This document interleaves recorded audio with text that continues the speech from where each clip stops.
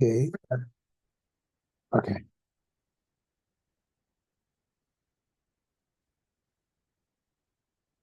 Okay, folks, let's get started. Uh, Today I'm going to talk about vision and action. So essentially, the problem is how do we use vision to guide action? And action could mean manipulation, action could mean navigation. So I'm going to start with this study, which is from like more than 20 years ago, but the it's really cute and really fundamental. But before that, let's start with some high-level philosophy. So the high-level philosophy is a recap. So this is like my recurring theme, which I will say every few slides so that you don't forget, which is that the way we want to think about action and perception is in this evolutionary setting. And the earliest setting is that of perception for guiding locomotion. The next setting is perception for guiding manipulation. And then finally, we have the emergence of sort of language and so on. So, okay. So here's the study that I want to talk about, which is, it goes back, like now it's like 25 years, but it was a naturalistic study of how do we actually use vision while guiding action. And it turned out to have surprising consequences because the most straightforward things that you think of how you use vision are actually wrong. And uh, because there are a few facts about vision that are worth knowing. One is that vision is slow. I mean, in a way, that's the most fundamental fact about vision. Vision is slow, and vision is slow for robots. We always suffer from that when we are trying to build manipulation systems, walking systems, and so on, that the processing needed for vision takes a while. But this is also true in biological vision.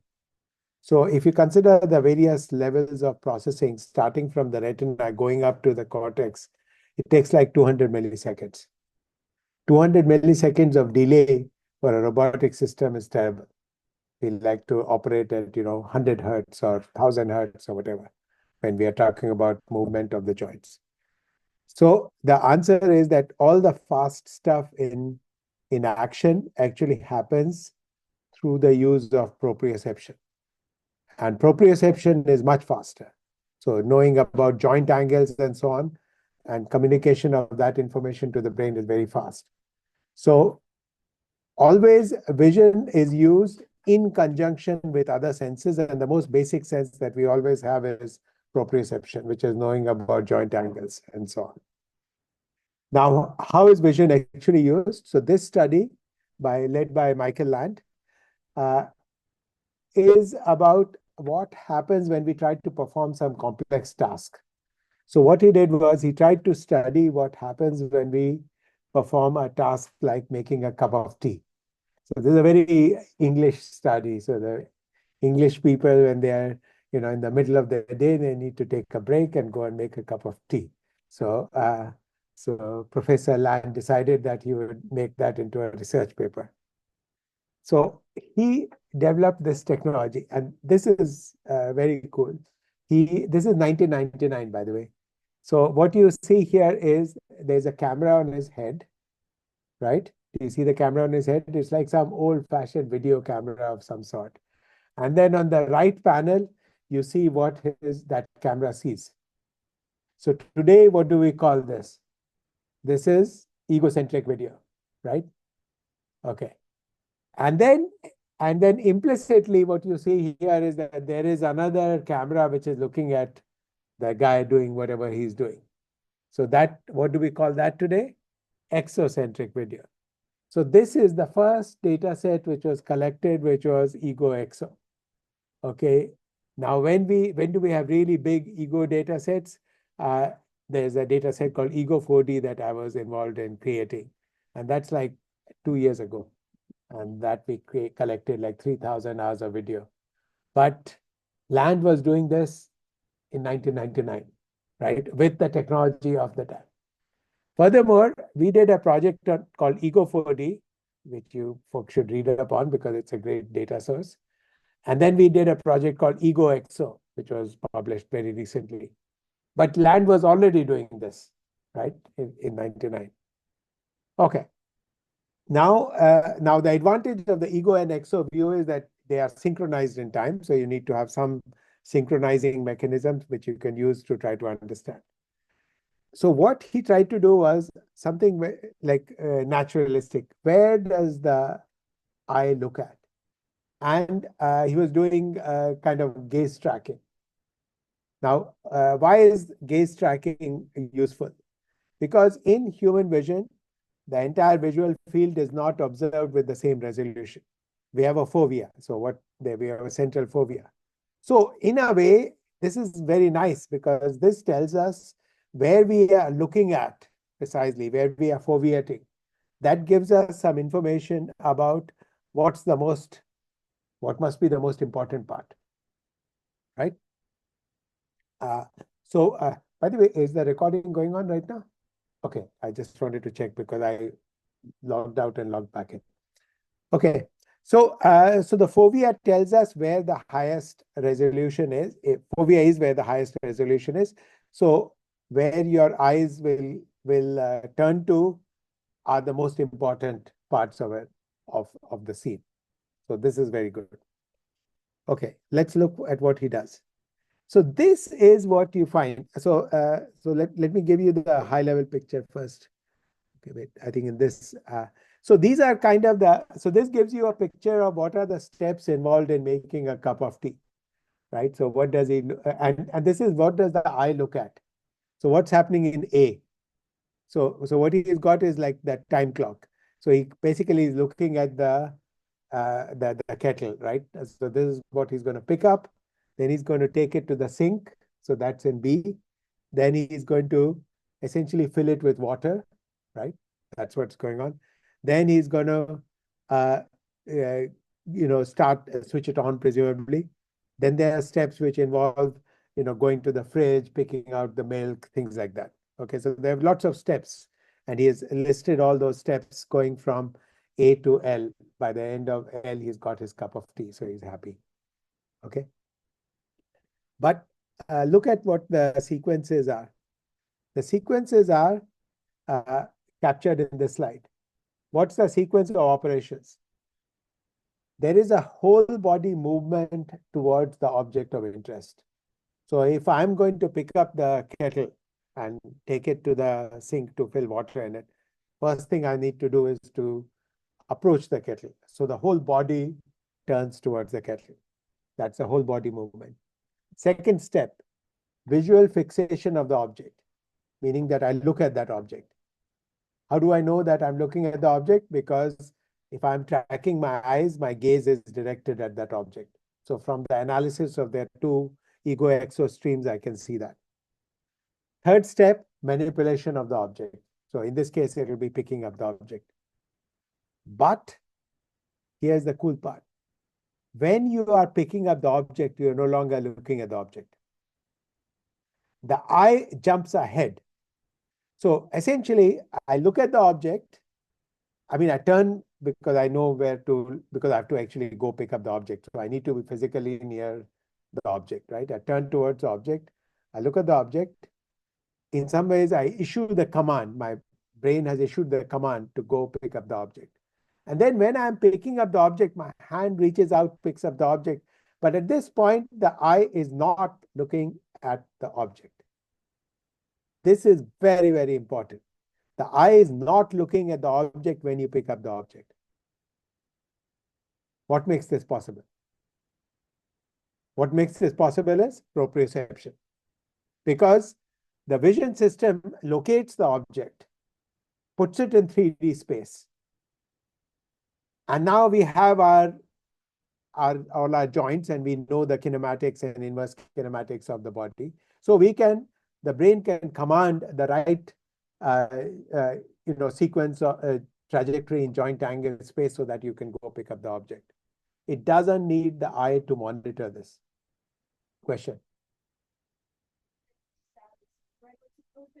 table with like some sort of revolving disc and you want to grab an object, you have to constantly be getting that visual feedback. Correct. So dynamic tasks where the situation is changing, these are slightly different, and I'm going to come to those later in the lecture because those impose other constraints. But when the object is static, you essentially you look at the object, you plan what you're going to do, and then you trust your hand to do the right thing without needing to monitor. Why? Because you've got feedback, right? Your proprioception gives you an approximate plan, and the final steps can be executed with the help of tactile sensing on the hand. You don't need vision to take care of it. And we are fortunate that you don't need vision to take care of it because vision is so damn slow. It's going to add 200 milliseconds of delay. Whereas here, the delay doesn't matter because that's just part of that initial planning step, right? And then as the action is being executed, you don't need vision. Now, what's going on is that this routine is being followed throughout. I mean, this is a very multi-step, long horizon planning problem to make this cup of tea. But every step, what's happening is that the eye is ahead of the hand. Okay. The eye scopes out the situation, figures out the 3D location, the identity of the object that is of interest, and then it says to the motor system, okay, now you take care of it. And then the eye is off checking the next step. So once you have picked up, it's picking up the object, and then the eye is going off looking at the tap because the tap is next in our journey. So the eye is always ahead. It's like the forward battalion. Okay. And the hand is catching up on you. It's like one step behind. And now, so think of it as like a pipeline where, so now you're no longer bothered by the latency, right? Because the latency doesn't hurt you while you're executing on the action. That is happening very fast. Now, when does this story fail? The story fails if something goes wrong. Okay, if the object falls and now you have to look at it again to pick it up. Yeah, so we will always do corrective behavior using vision, but most of the time we do not need vision for performing an action. Okay, and this is going to be a general principle across the board. It is equally true in walking. It is equally true in manipulation. Okay. And I mean, these are like the details of how it worked out for this case. So now I think I want to do a demonstration for this class. And I need somebody to come up, somebody who's like a sports type person, somebody who plays football, basketball, whatever. I need a volunteer. There must be somebody in this class who plays some sports. Okay. So the people on Zoom, you're going to miss out on this experiment, and that's why you should come to class. Okay, you have to stand here. Okay. Now, okay, so what's your name? Nima. Okay. So Nima, the experiment we're going to do is similarly about what role does vision play in walking. Okay. So Nima is standing here, and I'm going to give him a task. And here is this target. It is some piece of paper. Okay. And I'm going to put it down on the floor. Okay. Your objective is to walk to this piece of paper. Okay. You guys can stand up if you want to look and see what's going on here. Trust me, there's a piece of paper here. Okay. And what Nima's task is to walk up to this piece of paper and stop exactly at the piece of paper. The challenge is that he has to do it because if you could see it, you could keep running some feedback control. No, I don't want you to do that. I want you to look at it, think about it. I'm going to get out of the way. Okay, there's enough of a safety margin. Don't worry, you're not going to bang into the wall. And what you have to do is look at it, think about it, and then just walk and stop. Just stamp your foot down when you think you hit exactly this spot. And you should not go ahead of this. You should not stop early. You have to stop exactly here. And yes, you have to do it with your eyes closed. Okay. Okay. So release your hand. Just be natural. Yeah. But I think when I step on it, I'll hear it. Yeah. At that point, it's okay. But then you are no longer act. That's the end of the session. Okay. 1, 2, 3.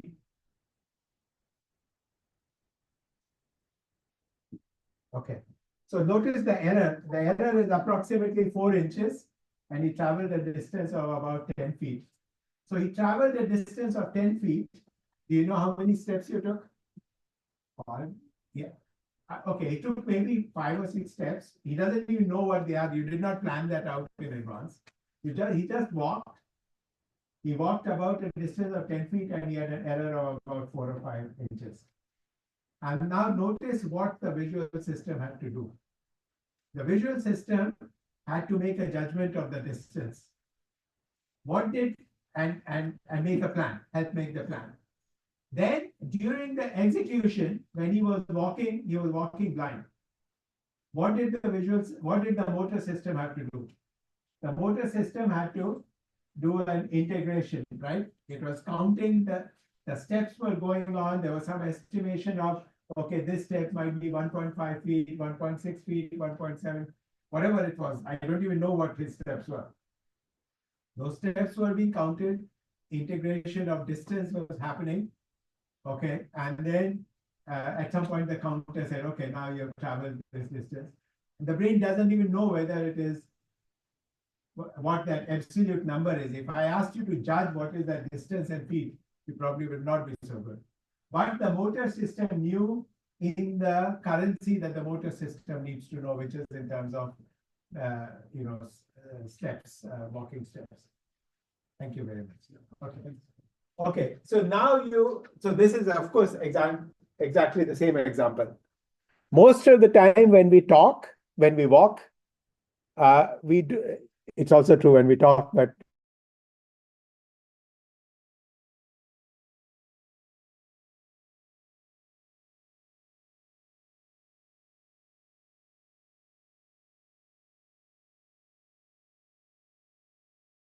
it gave all the right information for executing this task. So it takes a long time. So it's a real pain. I mean, from a compute point of view, vision is a nuisance, right? You have to do a lot of work, a lot of computing has to be spent. 30 to 40% of the brain is spent on is doing visual processing. So there's a lot of compute being used up, but it delivers something for you. But your motor system is smart enough that it can actually take care of all the rest from that. There is a sad case of somebody whose proprioceptive system got essentially destroyed because of some illness. And then you should just imagine that now his ability to act in the world is gone. He was able to recover the ability to act, but by using vision. But and there is a book that came out on this, it's called Pride and the Daily Marathon. The way he has to act is he's always planning things out visually and executing visually with vision feedback. And it can be done, but it's really, really hard and really, really painful. Whereas for all of us who are lucky that our proprioceptive systems are working, we don't have this problem. Okay.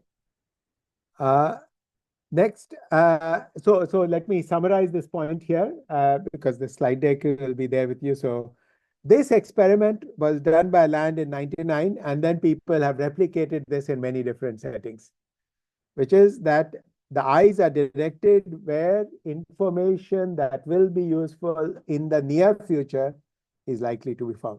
It's not the information that you need right now that you're just executing. It's where the information that will be useful in the near future is found. And then it's similarly true while you're driving and walking and so on. In driving, right? I mean, this is in fact once you realize this point, you will find applications of it everywhere. When you're driving and you learn driving, where are you taught to look? You're taught to look some distance ahead, right? A few seconds into the future. When you're driving faster, you look further ahead. So the unit is actually in seconds. Look 3 seconds ahead. 3 seconds could be a bigger distance when you're driving faster and a shorter distance when you're driving slower. But it's in units of time. It's also true while you're reading the score, while playing music, and so on. Okay. Next point. The gaze precedes and guides movements of the arm or leg. Okay, I've already said this. Okay. Let me now make the point that this is true. So this is for sequential tasks.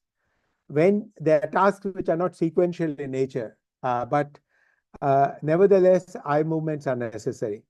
And there's a very classic study here, and this is shown in this slide.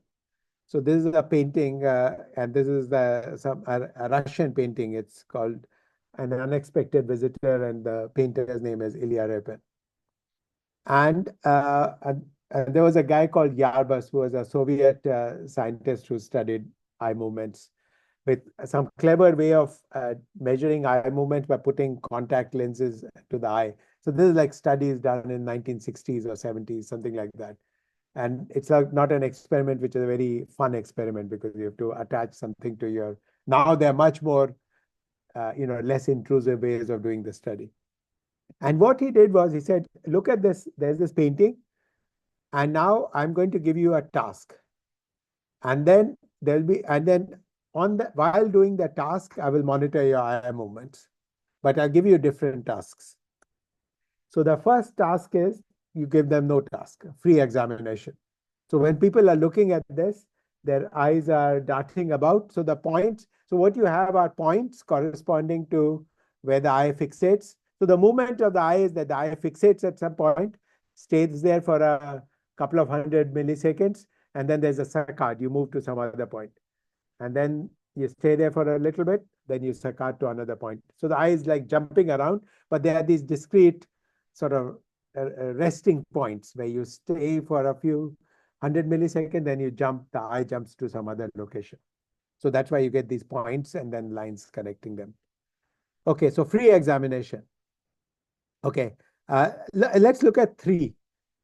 Give the ages of the people. What do you think people are doing there?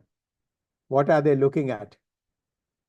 Faces. Because of face, you have the signal which enables you to judge whether the person is young or old.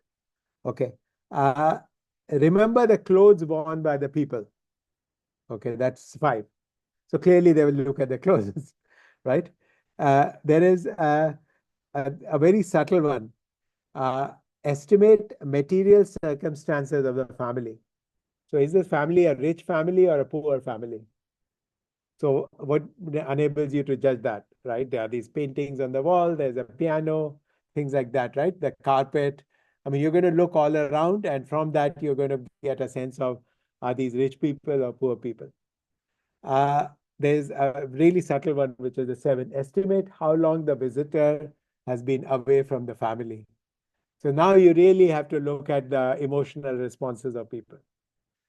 Anyway, what's the highest level point?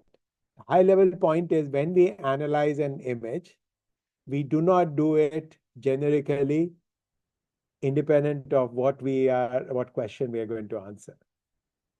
And now compare this to what goes on in today's VLMs. Okay, what do?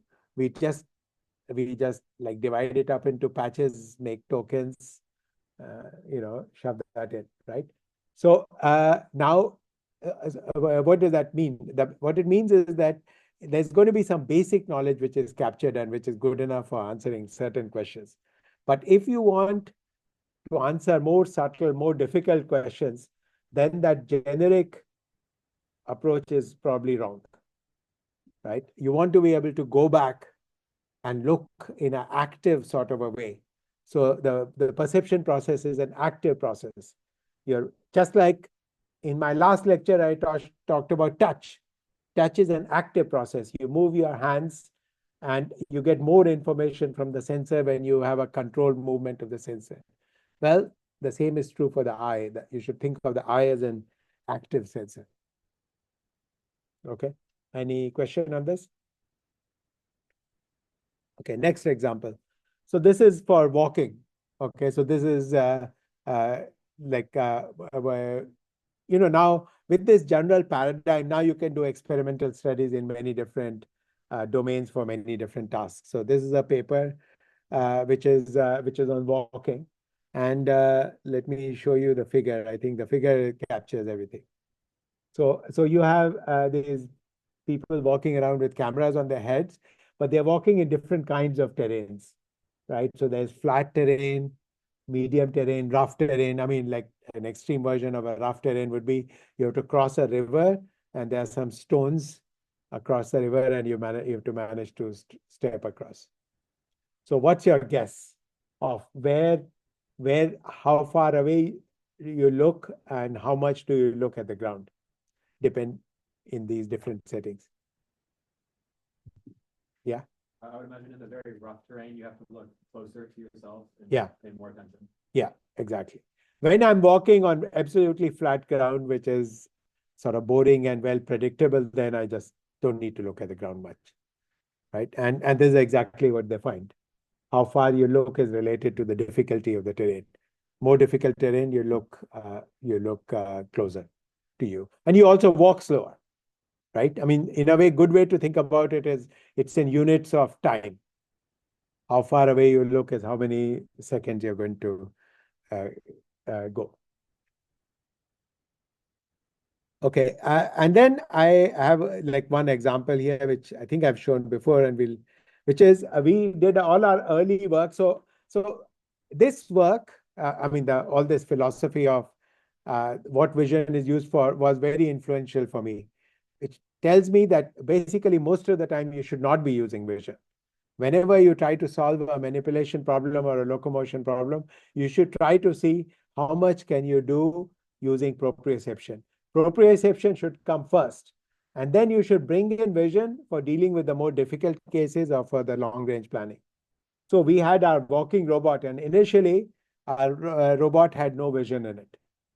Okay, and then we needed vision because we wanted to do this difficult task. So now it doesn't know in advance what the terrain is. It has to plan its footsteps carefully. And this is where trying to do it without vision would be dangerous, right? So just keep this in mind. When you build walking systems, you need to build them such that most of the work, because blind people can walk. You should have the ability to walk without vision. But if there is vision, then you can deal with stairs, you can deal with stepping stones, and so on and so forth.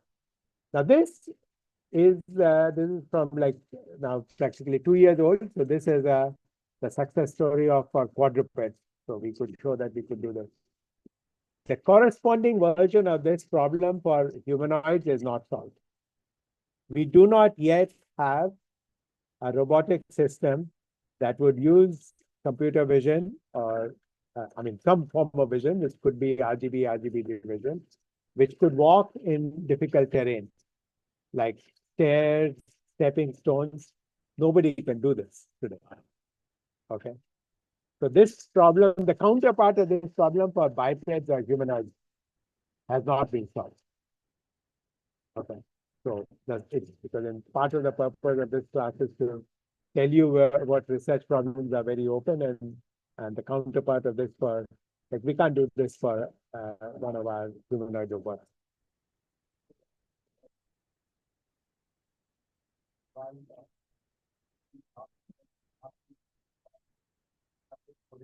Yeah. I mean, the two-legged locomotion is harder than four-legged locomotion. So that's so you'll have to, it's a harder problem. So you will need perception in more settings, and it'll be a more challenging problem.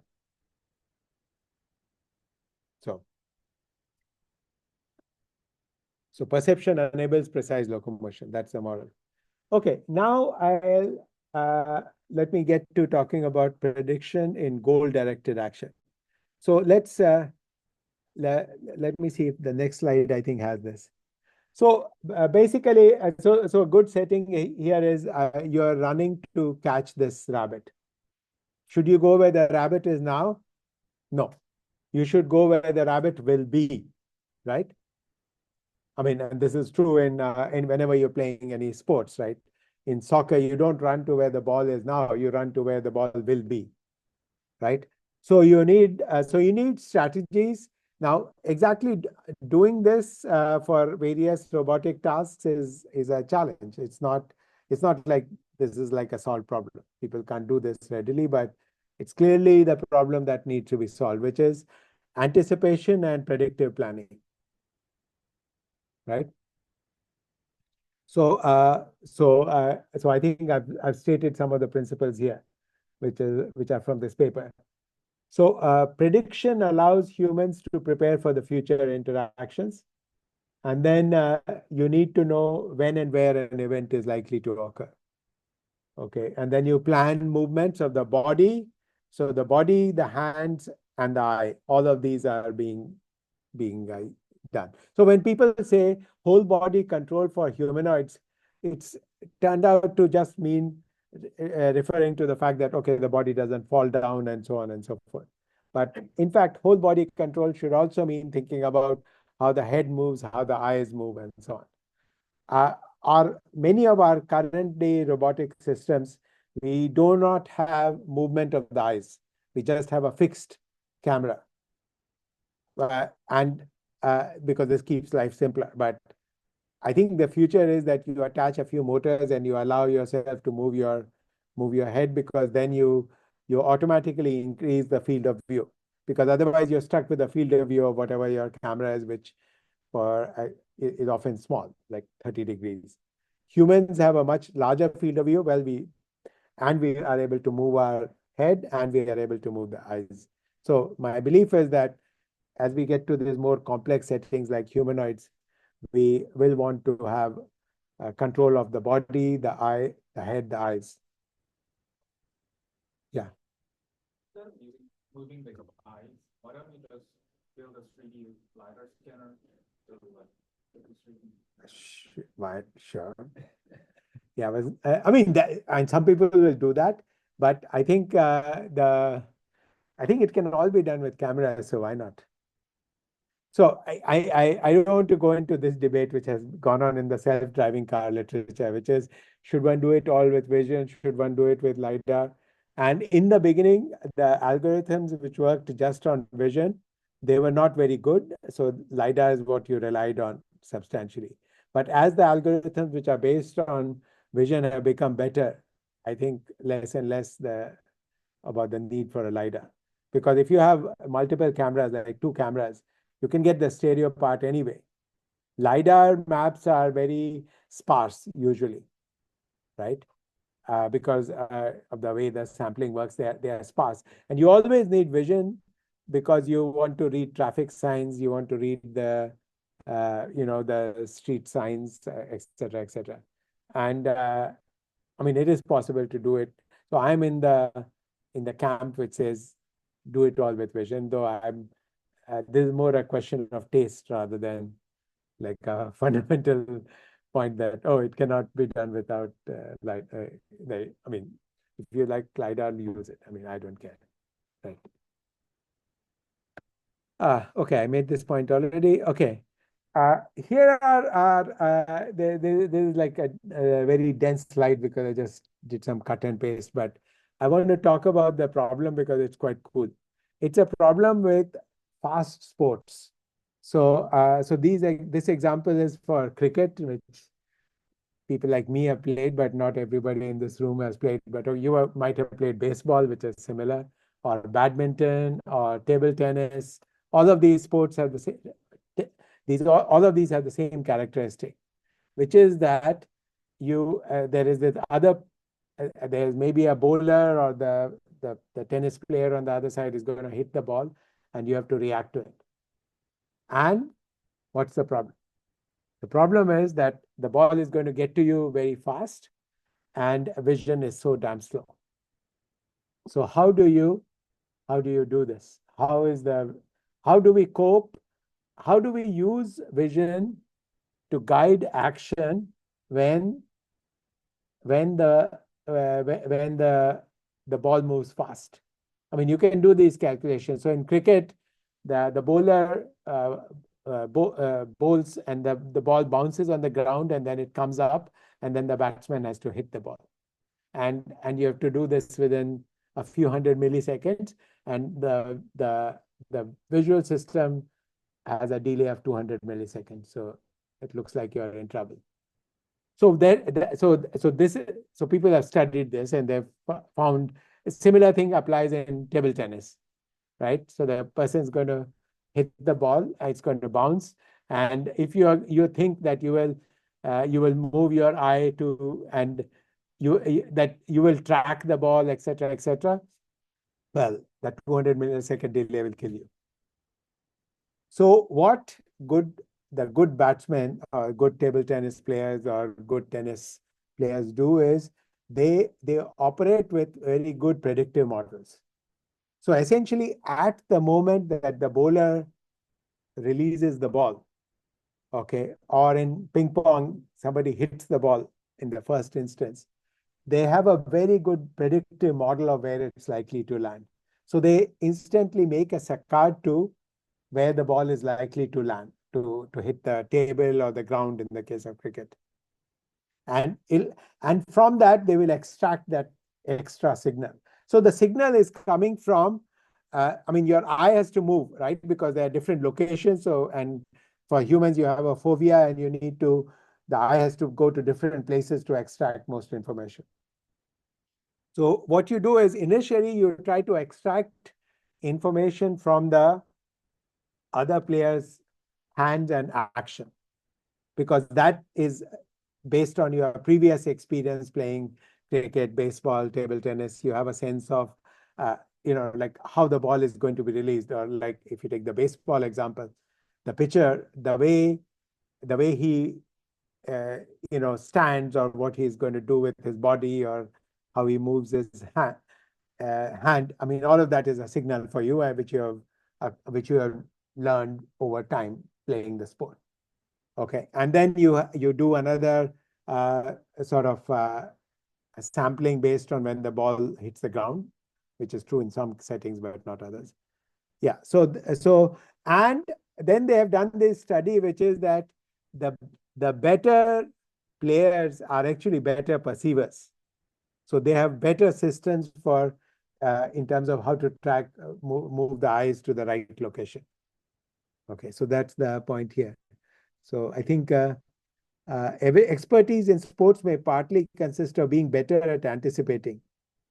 Whereas novice baseball batters are unable to track the fastest balls, elite batters rely on a combination of eye and head rotations to track a fastball.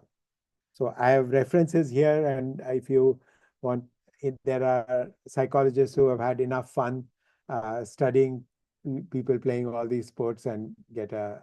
So this is no longer a mystery. So like 20 years ago, this was a mystery as to how can, given that vision is so slow and these actions are so fast, how can we do it? But now we have a sense of what's going on here. Yeah. Some kind of visual feedback. So, for example, in ping pong, I would argue that the players do anticipate to some extent, but also once the ball gets nearer to their body, maybe they refine their hand motion so that they collide the racket with the ball. Can't be done. You would disagree? I disagree because I know that there is this 200 millisecond delay. How fast, when the ball moves, how much does it move in 200 milliseconds? So what you have this illusion that you're actually doing this, but this is an illusion. No, you get some. So just think back to when you actually get new information is 200 milliseconds before you actually act. Okay. And that puts a constraint. So it's not, the last part is not where you are being driven by vision. Vision gave you some signal at the time that the ball hit the table, and you have enough prior experience that you have models which tell you where the ball is likely to be, and then you activate your action system. You're not tuning it in the last 100 milliseconds. You just can't. Your process is too slow.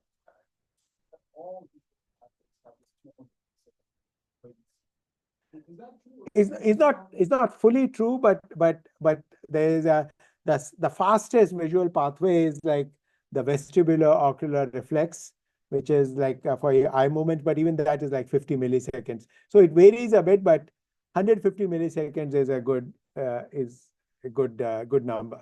And there is some subtlety. I acknowledge that, because the visual information is used in multiple pathways. But still, it is slow. This is not true of proprioception, right? I mean, that's much faster. Okay. Okay. I have 10 minutes. Good. I want to talk about something called the efference copy. I think this is a very interesting idea, which is important, and it's important in robotics. Efference. What do I mean by efference? Okay, there is a term.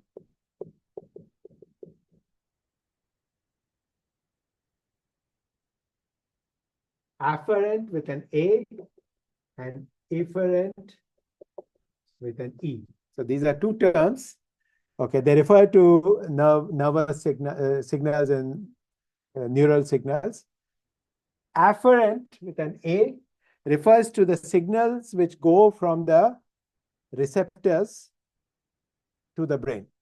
So starting from like your tactile sensing, for example, your sensors in your fingers and so forth, or your there is signal from that which goes through nerves to the spinal cord and to the brain.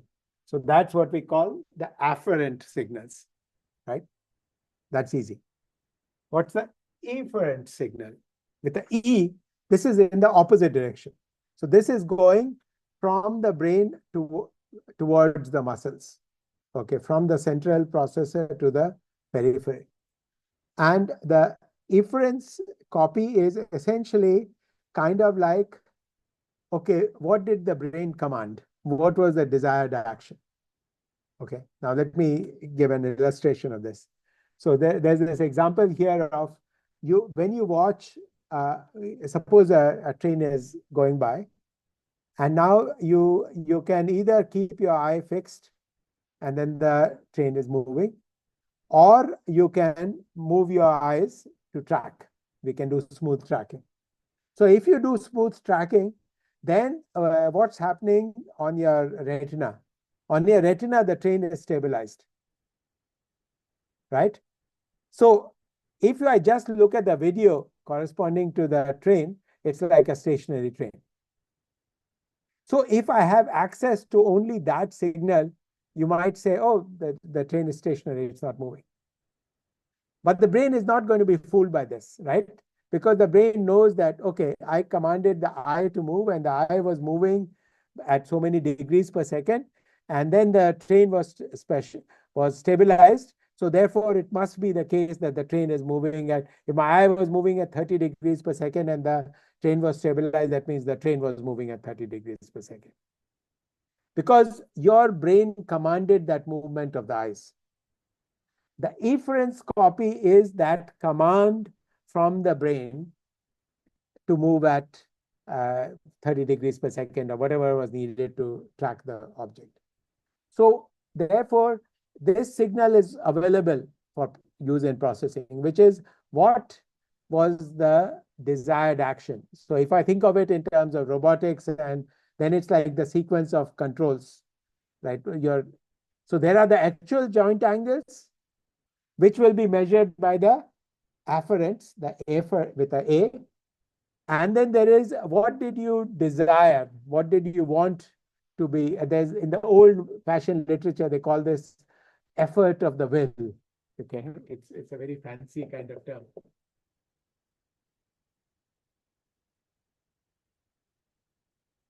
And to me, this is very, deep sounding for just like the sequence of action commands. But that's what they used to use. Okay, and okay, does that make sense? So, and there's a specific quote here. There's von Holst and Mittelstadt, who propose that whenever a motor command is sent to the muscles that move the eyes or move the hands or whatever, a copy of the afferent signal is simultaneously sent to the visual areas of the brain. So then they can essentially do the appropriate transformation for that. Okay, and there is a fun consequence of this, which is that this is the reason why you cannot tickle yourselves. Okay, so if somebody tickles you, you laugh, right? Okay, but try tickling. I'm not going to make the class go through a demo where everybody tries to tickle the person on the right. I won't do that. But try it in the comfort of your own home. Okay, and then what you can try now is try tickling yourself to see whether it makes you laugh. Try it. I want to take a photo. Okay. And you'll find you can't do it. And the explanation for that in terms of this efference copy is that it's a surprise when somebody else tickles you, but there's no surprise when you tickle yourself. So therefore, the efference copy already has generated the prediction of the consequences of that. And essentially, you null that out, right? Because it's a expected transformation. You null that out, so therefore there's no signal left for you to get tickled with. So this is cool. Okay. Huh? Huh? If somewhere is itchy, I can like scratch it. Yeah. No, because there is an external cause of that itch, right? So there's an external signal, which is why the itch is really due to some receptors on the skin. So if you are itching, it's because those receptors are being activated. So there is an afferent signal independent of what you choose to do with your brain. I mean, from your brain, you will plan to itch that area, but the itchiness arose because of some response from the mechanoreceptors, actually the ones I talked about last week. Yeah. Whereas when I decide to tickle myself, everything is generated by my brain. The desire to tickle is generated by the brain. There is no external signal that's responsible. So now I want to jump to this quote, which I like a lot, which is because predictive modeling is what is being suggested here. And there's the example of table tennis, and I think in the example of walking, running to catch a moving ball. All of these examples require predictive modeling. Okay. So how do we do that? So predictive modeling requires essentially that we have models. And the person who listed this idea way back was someone called Kenneth Craig. And I'll let you read the quote, which says, if the organism carries a small-scale model of external reality and of its own possible actions, it's able to try out various alternatives, conclude which is the best of them, react to future situations before they arise. Okay. I think this is written in English, but if you want to put this in math, this is what the control people have done, right? So x dot equals ax plus bu. I mean, and then we have y equals cx plus du. So this refers to the observation part, but this is the evolution of the state, right? So you have x is the state vector, u is the vector of actions, and a and b are matrices. So this is a linear model. If you want a more general model, you will say x dot equals f of x comma u, where f is some nonlinear function. Now, control theorists assume that they have access to this function. This is the model. And then that's how then they decide on the optimal sequence of controls u to achieve some goal, which can be some kind of a cost function subject to some constraints. So that philosophical idea is correct. I mean, I think the details are obviously challenging and need to be figured out in different settings. Okay. And so today, this idea is like I regard this, now it's become a buzzword, so now I dislike it, which is the concept of a world model. So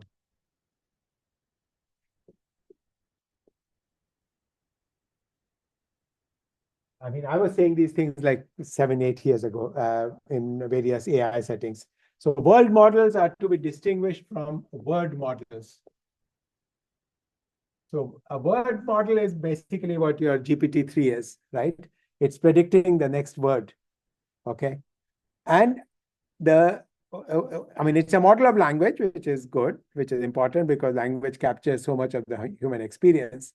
But language is merely a projection of what's happening in the world. I would rather know what's happening in the world, okay? And model the world in terms of these dynamical models, which are some kind of a generalization of the kinds of models that people in control theory have had. And we need models like that for the behavior of objects, the behavior of agents, the behavior of groups of agents, and so on and so forth, right? And that's, I mean, that's the way to achieve AI. So I want to make that it's necessary for robotics. It's necessary for AI. What is debatable is how explicitly you need the models, or do you need to be able to just have the optimal policies without necessarily inferring the model in which people in reinforcement learning have talked a lot about that, and I don't have much to add there. So from this, I have my slogan, which is common sense is not just facts, it's a collection of models. So when you are growing up, what you are doing is you're building lots of models. And this is going to be the subject of the next lecture, which is intelligence as you are growing up. But what a child is doing is essentially building up a collection of models. So these are all aspects of that, which is we can predict sensory changes in the world. We can predict the consequences of one's actions. We can combine predictions of various kinds of movements. I mean, these are all flavors of the same big idea. And I want to conclude with this last slide, because this sets me up for the next lecture, which is, I mean, since the theme of this lecture was vision and action, it's good to try to think about how that ability comes about, because in robotics and AI, we can try to program it. But for the human baby, it has to emerge over time with some genetic component, and then and the rest comes from sort of learning and interacting with the world. And what the findings are from the psychologists and neuroscientists. So in the case of vision, there are very clearly 3 stages of development. Initially, the child is only able to respond to motion signals. So movement signals are probably just like they're genetically. And then the next to come are binocular stereo disparity signals. About 4 months of age, the child is able to get stereo disparity. And then more like 5 to 7 months of age is when static pictorial cues, like the signal from a single image, is available to have for depth. So effectively, there are signals initially available, which are used to train other signals, which are used to train. Then once you have that, then some new signal can be trained on top of that. So it's a beautiful system, and we'll talk about it in the next hour, but now you have a 10-minute break.